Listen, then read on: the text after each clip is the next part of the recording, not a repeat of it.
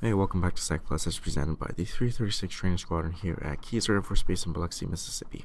Today I'll be introducing you to the concept of COOP. We'll go over what COOP is, the legal basis for COOP, the different COOP objectives, the elements of COOP, and why COOP is important. So what is COOP? COOP stands for Continuity of Operations Plan, and it refers to the procedures for moving critical operations to a temporary site during disaster recovery. So what this means is, say if you own a bakery and there was a fire at the main store, you know that if you stopped making bread, you wouldn't have enough income to sustain a living. So in this case, the critical operation would be making bread, and you want to continue those critical operations, so you decide to move them to a temporary site so you could keep making bread while you're recovering from the disaster. That's sort of the gist of COOP. And COOP was created by Executive Order 12656, also known as Assignment of Emergency Preparedness. So the federal government decided that all federal executive branch departments and agencies must have a COOP, a Continuity of Operations Plan. And it makes sense because many, if not all, federal departments and agencies provide essential services and critical operations that, if they were to be stopped, even for a short period of time, would cause immense issues. Say, for example, if Social Security or welfare were to be shut down, you can imagine the issues that would cause. And that's why we have COOP, to ensure that critical operations of these federal agencies and departments remain running. And COOP can be adopted for state or local operations, and can also apply to business and IT functions as well. So let's go over the different COOP objectives. Ensure that critical operations are still being run. If not possible, ensure that the downtime is as low as possible. Reduce loss of life, minimize damage, which basically refers to protecting your employees and your assets. Ensure succession of key leadership if required. And so key leadership are the people who make key decisions in regards to COOP and if a disaster were to happen. So if something were to happen to this key leadership, we want to ensure that there are people who are going to take command and make those decisions. And all of this is planned out beforehand, and it's part of COOP. We want to ensure timely recovery / reconstitution.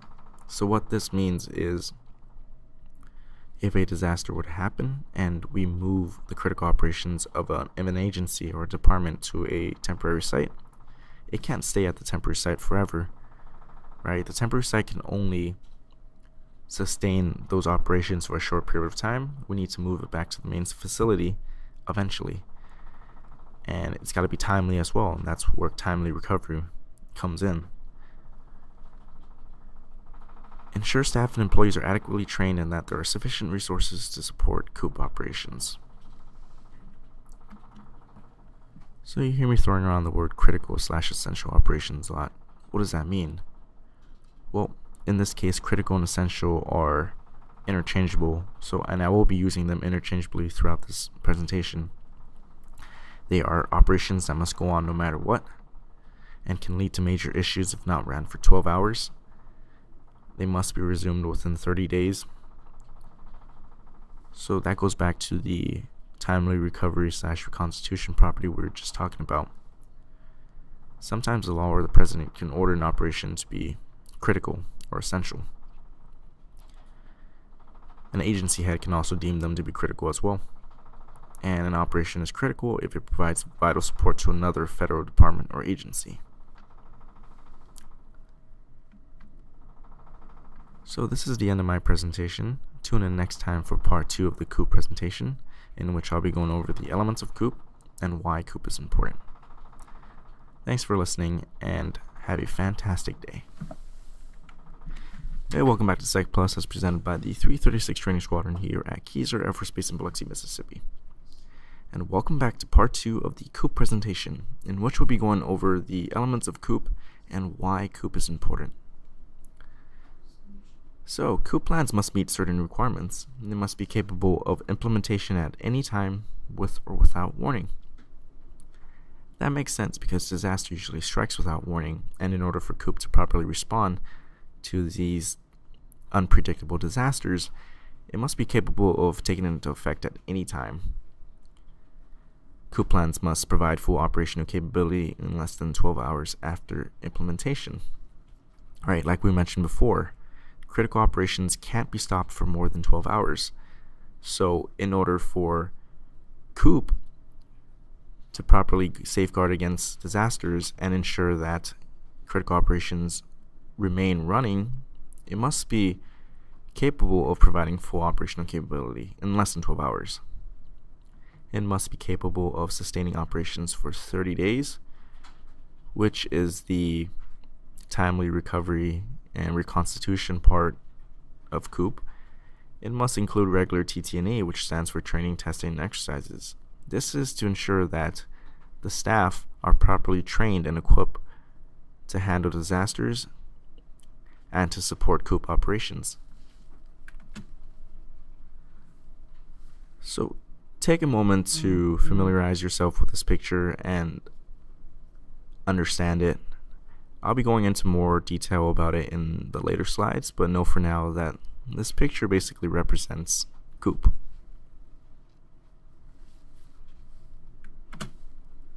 So let's focus on the outer circle of the picture first.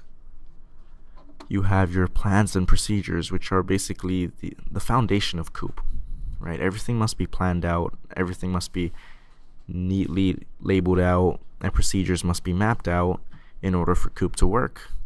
Think about how hard it would be if the disaster were to hit and then you're finally telling out everyone, hey, here's what you do. That'd be too late by then, right? So in terms of plans and procedures, we're planning for maintaining essential functions and critical operations. We're planning for succession to office and emergency delegation of authority. Succession of office means your key leadership. If they go down, who's going to take command? Emergency delegation of authority means, hey, who's authorized to make decisions or act on behalf of the department and agency head in case of an emergency? And all of this is planned ahead of time, so this is part of the plans and procedures. And then you're planning for safekeeping of vital records and databases. Vital records are electronic and hard copy documents, references, and records needed to support essential functions during a COOP situation.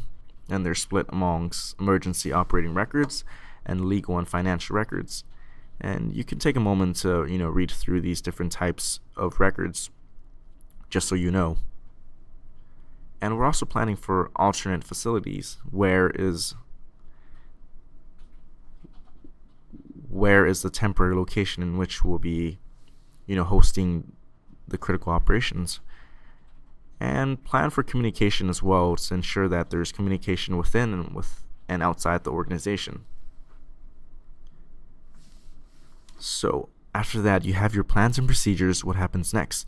Well, you take those plans and procedures and you test and train your airmen, put them through exercises, and then with that data, evaluate them, see how they did, have after action reports, see what they did well, what they didn't do well, what mistakes were made, what lessons were learned, and use that to develop a corrective action plan to ensure that the same mistake's not made twice and that the COOP plan is better refined, in which you'll put it back into the plans and procedures, and test and train your staff again, evaluate them again, etc., etc.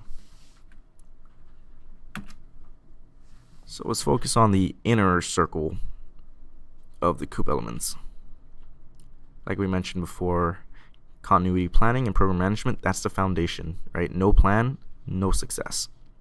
And on top of that is built leadership, staff, facilities, communications, and these are the pillars that support continuity capability, right? So you have your leadership, who are the department heads, key officials, people who are authorized to make decisions. Then you have the staff, and the number, the skills, experience, availability, time of requirement, all of that matter, right? Then you have your facilities, which is where you're going to be hosting these critical operations. Is it at a safe distance from the disaster? Is it secure? Is it operational in 12 hours or less? Can it support essential functions for at least 30 days? And then you got to think about your staff as well. Can it provide food, lodging, health, sanitation, and security for your staff? Then the last pillar is communications, right? You need communication in order to support critical operations and essential services, right? So you need to maintain communication within the organization and communication with outside agencies. You want to ensure there's access to vital data, systems, and services. Ensure all of your databases are up and running in case of a disaster.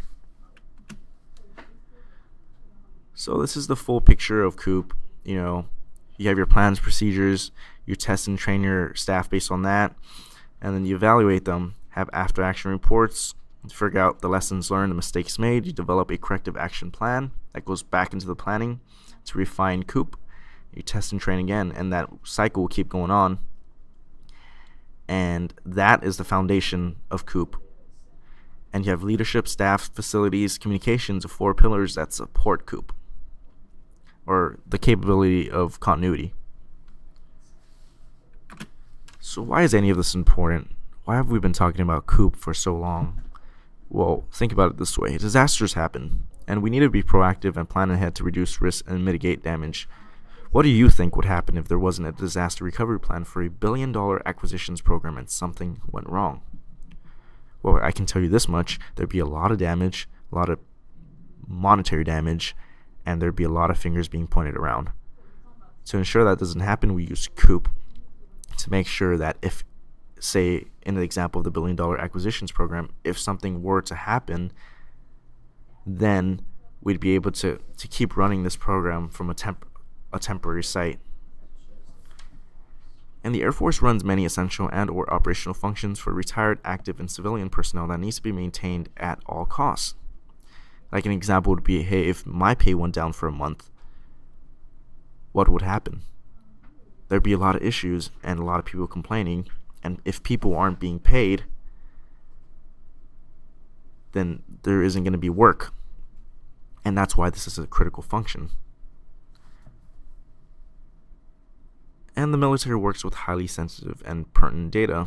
Us cyber folks were especially aware of that. And if a disaster were to happen, say we had a virus on the computers, we need to be able to ensure that the data is secure and not lost. Can you think of any other reasons? So this is the end of my presentation. I talked about what COOP is, the legal basis for COOP, COOP objectives, the elements of COOP, and why COOP is important. Thanks for tuning in and have a fantastic day.